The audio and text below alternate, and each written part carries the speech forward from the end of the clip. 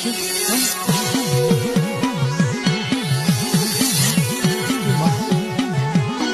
અલેણાની લેનારી માં મેલડી, અટક્યાને ઉકેલનારી અને મેલાના મૂળ કાઢનારી ઉક્તાની માં મેલડી.